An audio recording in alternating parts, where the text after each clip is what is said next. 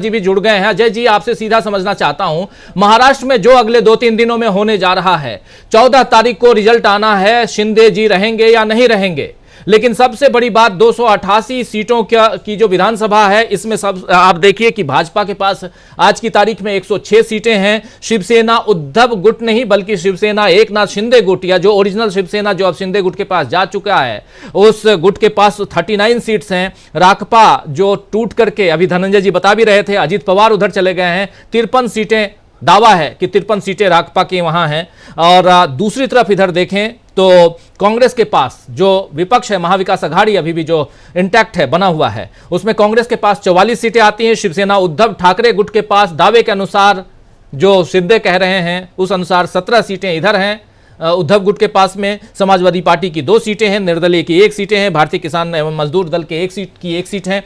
ये सब है, लेकिन यहां सवाल ये उठता है कि शिंदे अगर नहीं रहते हैं तब यहां देश की राजनीति में क्या कुछ आप देख रहे हैं? क्या दिल्ली को भी हिलते हुए आप देख रहे हैं? क्योंकि महाराष्ट्र छोटा मोटा राज्य नहीं है, 48 लोकसभा की सीटें हैं। 48 लोकसभा की सीटों में से अगर वहां उथल पुथल की स्थिति आती है, शिंदे एज ए सीएम नहीं रहते हैं, क्या आप महाविकास अघाड़ी को फिर से वहां सरकार में आते हुए देख रहे हैं? पहला सवाल। और दूसरा सवाल कि यहां दिल्ली में कैसी हलचल आपको दिखाई देगी?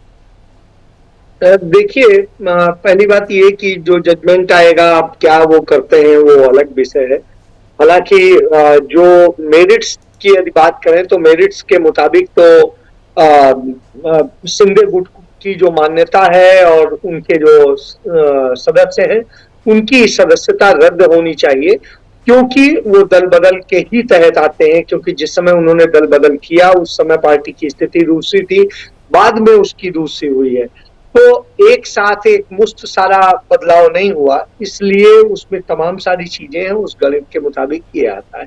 बहरहाल इन सब के बाद में अब दूसरी चीज आती है कि जिस तरीके से शिवसेना की और ये लड़ाई है वो आगे वहां की राजनीति को प्रभावित करेगी निश्चित रूप से, क्योंकि लोगों की अब सिंपैथी है और सब जानते हैं कि वो उद्धव ही असली शिवसेना है।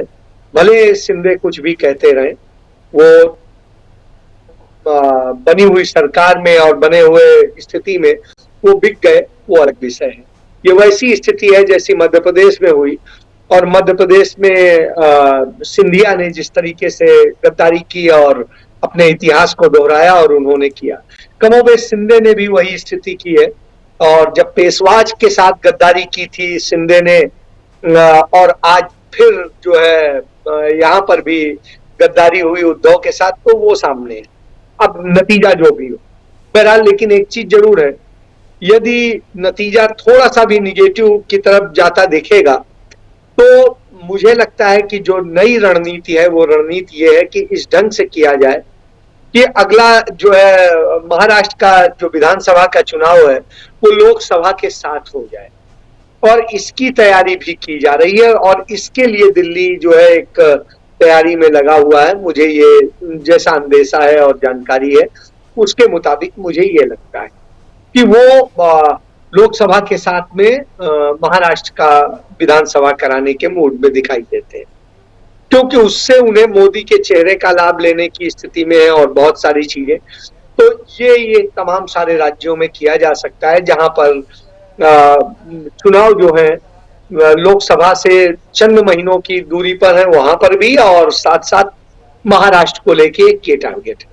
हालांकि जैसा कि भारत सरकार के जो एडवोकेट्स हैं और उनके पैनल्स हैं, उनमें से 1-2 मेरे भी मित्र हैं, तो उनके जरिए जैसी बात होती है तो उन्होंने उसके तमाम लीगल रास्ते बताए हैं, और वो किस ढंग से करके, क्योंकि उन लीगल रास्तों से एक फायदा उन्हें ये है कि यदि विधानसभा अध्यक्ष गलत भी डिसीजन दे देंगे तो वो जुडिशियल डिसीजन होता है। उसके बाद में आप क्या करेंगे?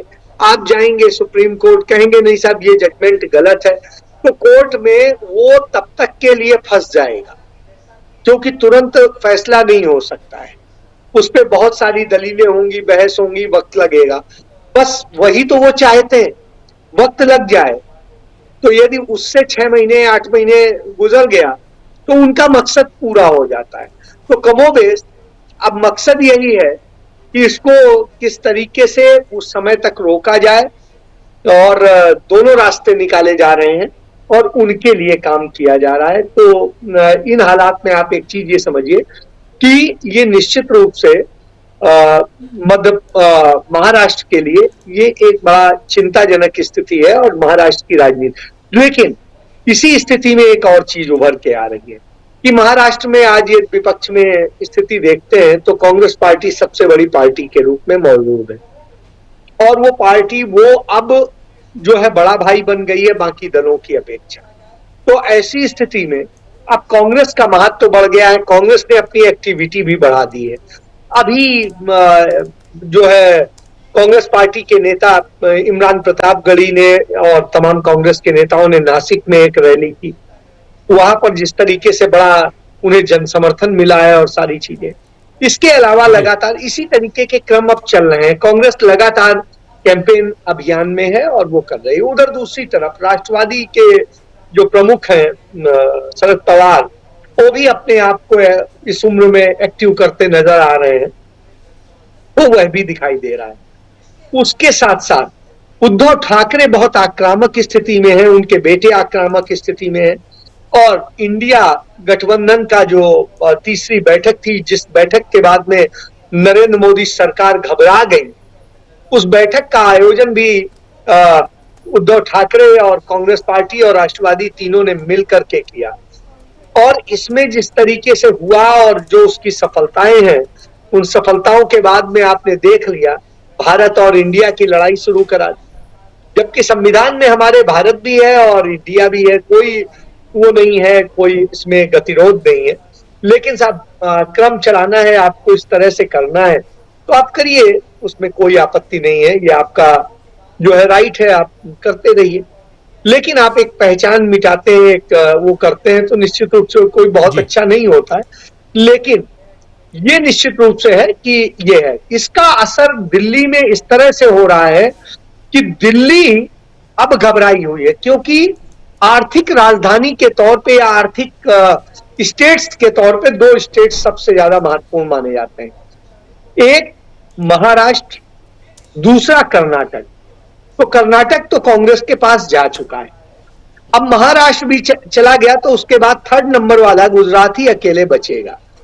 तो ऐसी स्थिति में वो महाराष्ट्र को खोना नहीं चाहते और इसलिए एन केन प्रकारण वो अपने ईडी, सीबीआई और इनकम टैक्स और ये सारे का इस्तेमाल चल रहा है, एनआईए का इस्तेमाल चल रहा है, एनसीबी का इस्तेमाल चल रहा है, लेकिन वो मुंद्रा पोर्ट पर एनसीबी नहीं भेजते हैं, वो एनसीबी और वो सब महाराष्ट्र में ही केंद्रित करते हैं, इसी तरीके से वो बाकी एजेंसियों का इस्तेमाल करते हैं। तो उसका डर दिखा करके जो एक ये करने की कोशिश हो रही है, ये जरूर है, लेकिन मैं मान के चल रहा हूं कि इनकी तैयारी महाराष्ट्र में भी चुनाव करा लेने की है अपने उस बूते, वो तब है नरेंद्र मोदी को जो एक विश्वास ये पैदा कर रहे हैं और कोशिश कर रहे हैं कि हम G20 के जरिए विश्व गुरु बन गए, वो स्थिति। लेकिन विश्व गुरु का भ्रष्टाचार G20 की मीटिंग के ही दौरान हो गया।